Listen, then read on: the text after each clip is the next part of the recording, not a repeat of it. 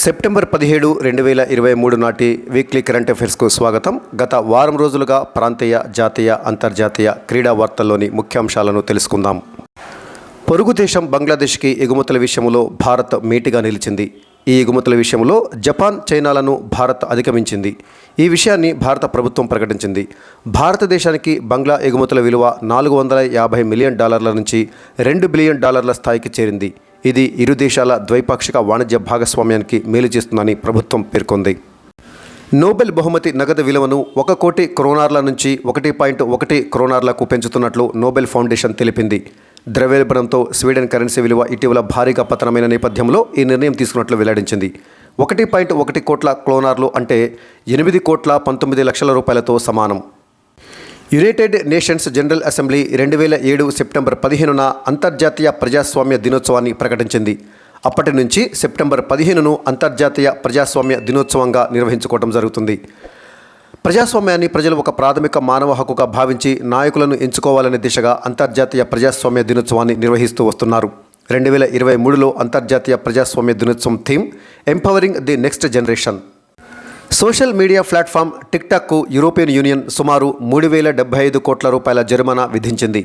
పిల్లలకు సంబంధించిన వ్యక్తిగత డేటాను సరిగ్గా మేనేజ్ చేయడం లేదన్న కారణంతో టిక్టాక్కు ఈ జరిమానా పడింది. టిక్టాక్లోని పిల్లల అకౌంట్లకు సంబంధించిన సమాచారం సాధారణ ప్రజలకు అందుబాటులోకి వస్తుందని ఐర్లాండ్ డేటా ప్రొటెక్షన్ కమిషన్ తన పరిశోధనలో కనుగొన్నది. చైనీస్ సంస్థ యాజమాన్యంలోని ఈ ప్లాట్ఫామ్పై డేటా ప్రొటెక్షన్ కమిషన్ పలు ఆరోపణలు చేసింది. భారత ప్రధానమంత్రి నరేంద్ర మోదీ ప్రపంచంలోనే అత్యంత విశ్వసనీయత కలిగిన నేతగా నిలిచారు. ఈ మేరకు ప్రముఖ business intelligence company morning consult జాబితా విడుదల చేసింది. సెప్టెంబర్ 6 నుంచి 12 వరకు సేకరించిన డేటా ఆధారంగా ఫలితాలను విడుదల చేసింది. ఈ సర్వే ప్రకారం 76%తో గ్లోబల్ లీడర్ల అప్రూవల్ రేటింగ్స్ జాబితాలో ప్రధానమంత్రి నరేంద్ర మోదీ అగ్రస్థానంలో నిలిచారు. ఇక్కడ ప్రపంచంలోని వివిధ నేతలు సాధించినటువంటి రేటింగ్ను ఒకసారి చూడవచ్చు.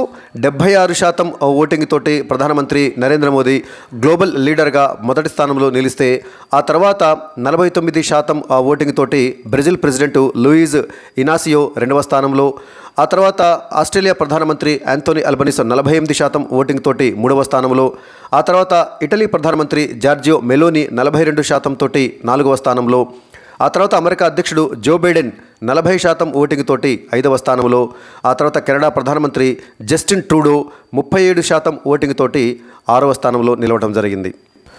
భారత రక్షణ శాఖతో కుదుర్చుకున్న ఒప్పందంలో భాగంగా స్పెయిన్కు చెందిన air bus defence and space సంస్థ తయారు చేసిన C-295 వ్యూహాత్మక సైనిక తొలి రవాణా విమానం భారత వైమానిక దళంలో చేరింది.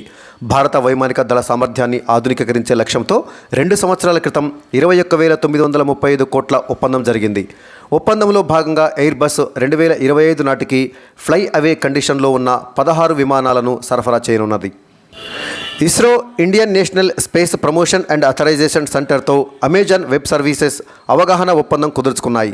అంతరిక్ష పరిశోధనలకు సంబంధించి కొత్త ఆవిష్కరణలు చేసే దిశగా స్పేస్ స్టార్టప్లు, పరిశోధనా సంస్థలు, విద్యార్థులకు క్లౌడ్ టెక్నాలజీలను అందుబాటులో ఉండేలా ఒప్పందం సహాయపడనుంది. క్లోనింగ్ నిపుణుడు అయిన బ్రిటన్ శాస్త్రవేత్త ఇయాన్ విల్మెట్ కన్నుమూసినట్లు స్కాట్లాండ్లోని ఎడిన్బరో యూనివర్సిటీ ప్రకటించింది. ఈ యూనివర్సిటీలో రోస్లిన్ ఇన్స్టిట్యూట్ ఫర్ యానిమల్ బయోసైన్సెస్ వేదికగా 1996లో క్లోనింగ్ పద్ధతిలో డాలీ అనే గొర్రెను సృష్టించడంలో ఈయన కీలక పాత్ర పోషించారు. విల్మెట్ 2018 నుంచి పార్కిన్సన్స్ వ్యాధితో బాధపడుతూ సోమవారం మరణించినట్లు ఆ యూనివర్సిటీ తెలిపింది. గుజరాత్ అసెంబ్లీలో కార్యకలాపాలన్నీ ఇక డిజిటల్ రూపంలో జరగనున్నాయి. దానికి సంబంధించి బుధవారం రాష్ట్రపతి ద్రౌపది ముర్ము డిజిటల్ గుజరాత్ అసెంబ్లీని లాంచ్ చేశారు. కేంద్ర ప్రభుత్వం నేషనల్ ఈ విధాన్ అప్లికేషన్ ప్రాజెక్టులో భాగంగా గుజరాత్ అసెంబ్లీని డిజిటల్ అసెంబ్లీగా రూపొందించారు. టైమ్స్ మ్యాగజైన్ 2023 సంవత్సరానికి 100 మంది శక్తివంతమైన వ్యక్తుల జాబితాను విడుదల చేసింది. ఇందులో 3 భారతీయులతో పాటు ఒక భారత సంతతి వ్యక్తి కూడా ఉన్నారు. ఇండియన్ మహిళా cricketer Harman Preet Kaur, journalist Nandita Venkatesan, architect విను డానియల్ టైమ్స్ మ్యాగజైన్లో చోటు దక్కించుకోవడంతో పాటు భారత సంతతికి చెందిన నాబరస్ దాస్ గుప్తా కూడా ఉన్నారు. తమిళనాడులో కుటుంబ పెద్దగా ఉన్న మహిళకు నెలకు ₹1000 అందించే మగళిర్ ఉరిమై పథకాన్ని ముఖ్యమంత్రి స్టాలిన్ శుక్రవారం ప్రారంభించారు. ప్రతి నెల లబ్ధిదారుల బ్యాంకు ఖాతాలో ₹1000 చొప్పున జమ అవుతుందని తెలిపారు. మహిళల జీవన ప్రమాణాలను పెంపొందించడానికి, సమాజంలో ఆత్మగౌరవంతో జీవించడానికి ఈ పథకం తోడ్పడుతుందని ముఖ్యమంత్రి అన్నారు. ఇందుకోసం ప్రభుత్వం ఏటా 12,000 కోట్ల రూపాయలను వెచ్చించనుంది. జమ్మూ కాశ్మీర్ లెఫ్టినెంట్ గవర్నర్ మనోజ్ సిన్హా కుప్వారా జిల్లాలో ఇటీవల బంగస్ అడ్వెంచర్ ఫెస్టివల్ని ప్రారంభించారు. గిరిజన సంస్కృతిని ప్రోత్సహించడం, స్థానిక కళాకారులు వారి సాంప్రదాయ కళలను, చేతి పనులను ప్రదర్శించడానికి కలిసి పనిచేయాలనే లక్ష్యంతో ఈ బంగస్ అడ్వెంచర్ ఫెస్టివల్ను స్టార్ట్ చేశారు. ముంబై నగర రోడ్లలో చక్కర్లు కొట్టే డబుల్ డెక్కర్ బస్సులు ఇక కనిపించవు. 1937లో ప్రవేశపెట్టిన ఎరుపు రంగు డబుల్ డెక్కర్ బస్సులు సెప్టెంబర్ 15తో తమ పయనాన్ని ముగించుకొని డిపోకు పరిమితం కానున్నాయి. ప్రస్తుతం జరుగుతున్న ఆధునికీకరణ కార్యాచరణ వ్యయం ఎక్కువగా ఉండటంతో వీటిని డిపోకు పరిమితం చేస్తున్నట్లు Brihan Mumbai electricity supply and transport సంస్థ పేర్కొంది. 2022 యుఎస్ ఓపెన్ గేమ్స్లో డోపింగ్ పరీక్షల్లో విఫలమైన కారణంగా రొమేనియా టెన్నిస్ ప్లేయర్ సిమోనా హలెప్పై 4 ఏళ్ల నిషేధం పడింది. ఆమె ఫుడ్ సప్లిమెంట్లో కల్తీ జరగడం వల్లే తాను డోపు పరీక్షలో విఫలమయ్యానని హలెప్ తెలిపారు. డోపింగ్ నిబంధనలు ఉల్లంఘించిన కారణంగా హలెప్ను సస్పెండ్ చేస్తున్నట్లు అంతర్జాతీయ టెన్నిస్ ఇంటిగ్రిటీ ఏజెన్సీ 2023 సెప్టెంబర్ 12న నిర్ణయం తీసుకుంది. అక్టోబర్ 2022 నుంచి అక్టోబర్ 6, 2023 వరకు ఆమెపై ఈ నిషేధం కొనసాగనుంది. కాగా హలెప్ 2018లో ఫ్రెంచ్ ఓపెన్, 2019లో వింబుల్డన్ టైటిళ్లను గెలుచుకుంది. అమెరికాకు చెందిన కోకో గాఫ్ తన కెరీర్లో తొలి గ్రాండ్ స్లామ్ టైటిల్ను అందుకుంది. మహిళల సింగిల్స్ ఫైనల్స్లో అరియానా సబలెంకాపై 2-6, 6-3, 6-2 తేడాతో విజయం సాధించి యుఎస్ ఓపెన్ టైటిల్ను సొంతం చేసుకుంది. 1999లో సెరెనా విలియమ్స్ తర్వాత యుఎస్ ఓపెన్ నెగ్గిన తొలి అమెరికన్ టీనేజర్గా కోకో గాఫ్ రికార్డులకెక్కింది. భారత వర్ధమాన shuttler Kiran George Indonesia Badminton Masters 2023 విజేతగా నిలిచాడు. కాగా ఇది కిరణ్ జార్జ్ కెరీర్లో 2వ World Tour Super 100 title. FIBA Basketball World Cup 2023 విజేతగా జర్మనీ నిలిచింది. ఆగస్టు 25న ప్రారంభమైన FIBA Basketball World Cup September 10న ముగిసింది. ఫైనల్ పోర్లో 83-77 తేడాతో సెర్బియాపై జర్మనీ గెలుపొందింది. FIBA Basketball World Cup Germany గెలవటం ఇదే మొదటిసారి. వరల్డ్ టాప్ 100 కంపెనీల జాబితాలో భారతదేశానికి చెందిన ఇన్ఫోసిస్ సంస్థ చోటు దక్కించుకుంది. ప్రపంచ ఆర్థిక వ్యవస్థపై తీవ్ర ప్రభావాన్ని చూపిస్తున్న 750 కంపెనీల జాబితాను టైమ్ మ్యాగజైన్ విడుదల చేసింది. ఈ జాబితా ప్రకారం మైక్రోసాఫ్ట్ తొలి స్థానంలో నిలవగా టాప్ 100లో ఇన్ఫోసిస్ నిలిచింది. 750లో 7 భారతీయ కంపెనీలు చోటు దక్కించుకున్నాయి. స్టాక్ మార్కెట్ చరిత్రలో తొలిసారి 20,000 పాయింట్ల శిఖరాన నిఫ్టీ నిలిచింది. నిఫ్టీ 1996 ఏప్రిల్ 22న స్టాక్ మార్కెట్లోకి అడుగుపెట్టింది. 2023 జూన్ 23న 19,000 పాయింట్లను తాకిన నిఫ్టీ ఆ తర్వాత 75 రోజుల్లో 20,000 పాయింట్లను తాకింది. సముద్ర గర్భంలో దాగి ఉన్న విషయాలను కనిపెట్టడానికి వచ్చే ఏడాది సముద్రయాన్ పేరుతో మత్స్య 6000 సబ్మెరైన్ను శాస్త్రవేత్తలు అభివృద్ధి చేస్తున్నట్లు కేంద్ర మంత్రి కిరణ్ రిజిజు తెలిపారు. National institute of ocean technology పూర్తి స్వదేశీ పరిజ్ఞానంతో అభివృద్ధి చేస్తున్నట్టు తెలిపారు. దేశంలో మొట్టమొదటి మానవ సహిత మిషన్ ఇదే. మొదట దీనిని 2024లో 500 మీటర్ల లోతు వరకు పంపించనున్నారు. అన్నీ సరిగ్గా జరిగితే 2026లో 3 ఆక్వానాట్స్ ద్వారా 6,000 మీటర్ల లోతు వరకు బంగాళాఖాతంలోకి పంపేందుకు ఏర్పాట్లు చేస్తున్నట్లు కేంద్ర మంత్రి తెలిపారు. ఈ మిషన్ వల్ల సముద్ర గర్భంలో పర్యావరణానికి ఎలాంటి నష్టం కలగదని అతను తెలిపారు. సూర్యుడిపై అధ్యయనం కోసం భారత అంతరిక్ష పరిశోధన సంస్థ ఇస్రో చేపట్టిన మిషన్ ఆదిత్య L1. సెప్టెంబర్ 2ను ప్రయోగించిన ఆదిత్య L1 కక్ష పెంపు ప్రక్రియ 4వసారి కూడా విజయవంతమైందని ఇస్రో శుక్రవారం తెలిపింది. బెంగళూరులోని ISRO telemetry tracking and command network, Mauritius, Andaman Nicobar దీవుల్లోని పోర్ట్ బ్లెయిర్ గ్రౌండ్ స్టేషన్లను ఇస్రో శాస్త్రవేత్తలు ట్రాక్ చేసినట్టు తెలిపారు. అయితే ఆదిత్య L1 256 కిలోమీటర్లు ఇంటూ 1,21,973 కిలోమీటర్ల కక్షలోకి ప్రవేశించిందని శాస్త్రవేత్తలు తెలిపారు.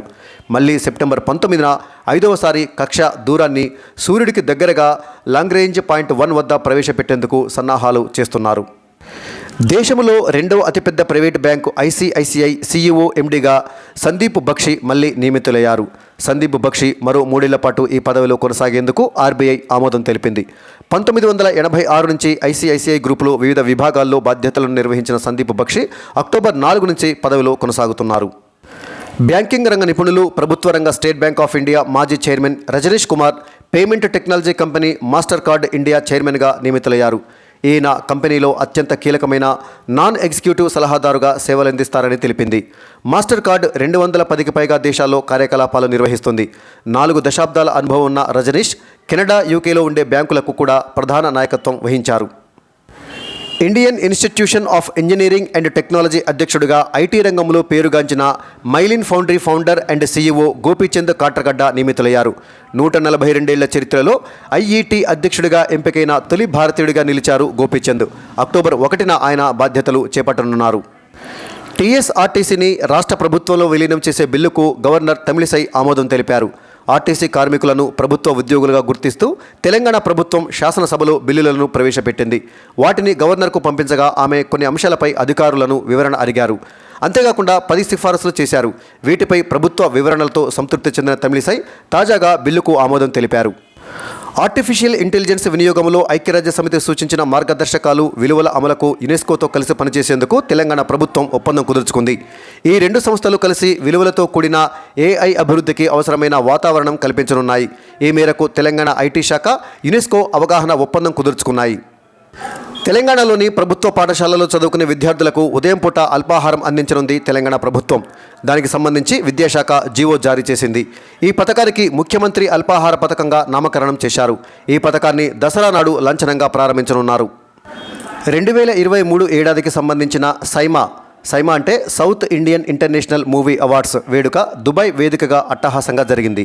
ఉత్తమ నటుడిగా ఎన్టీఆర్, ఉత్తమ నటిగా శ్రీలీల అవార్డులు అందుకున్నారు. ఉత్తమ దర్శకుడిగా రాజమౌళి, ఉత్తమ చిత్రంగా సీతారామం నిలిచాయి.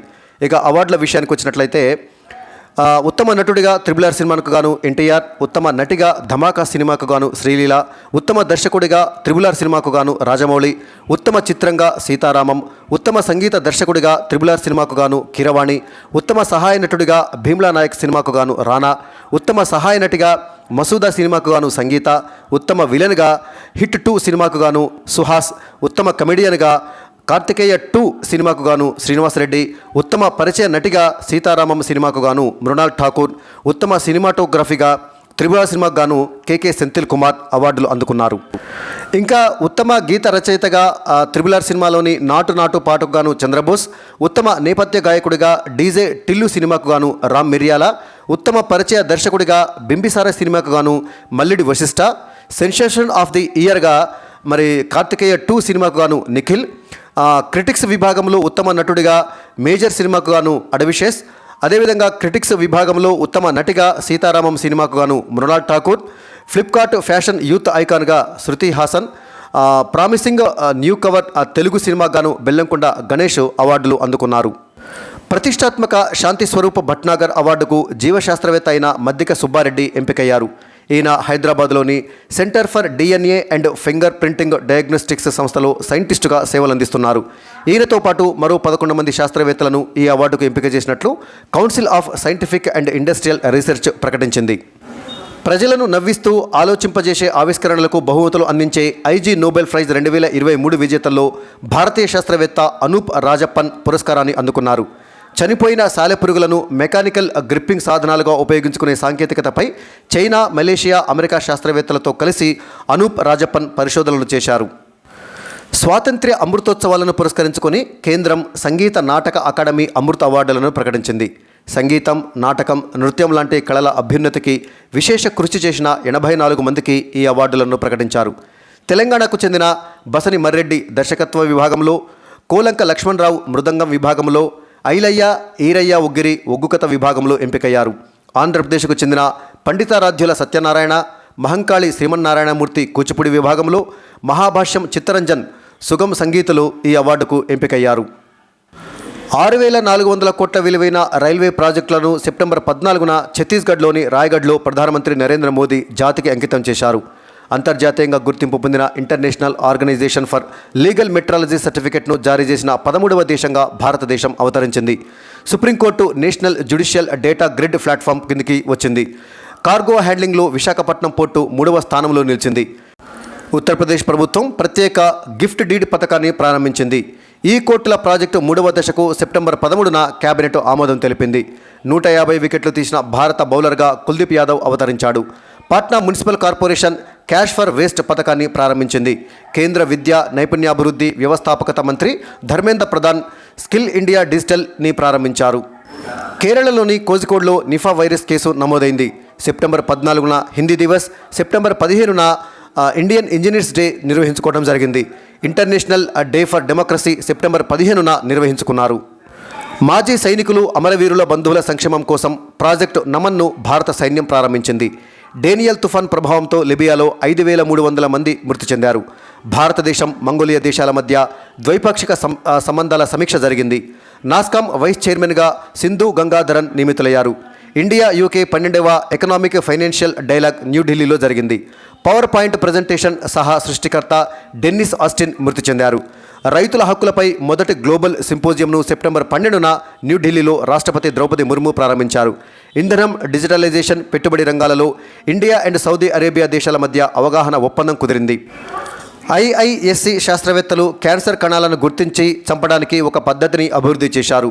వన్డేల్లో అత్యంత వేగంగా 13,000 పరుగులు చేసిన బ్యాటర్గా విరాట్ కోహ్లీ నిలిచాడు. జాతీయ అటవీ అమరవీరుల దినోత్సవం 2023 సెప్టెంబర్ 11న నిర్వహించడం జరిగింది. ఇండియన్ కోస్ట్ గార్డ్ 19వ heads of Asian coast guard ఏజెన్సీల సమావేశంలో పాల్గొంది.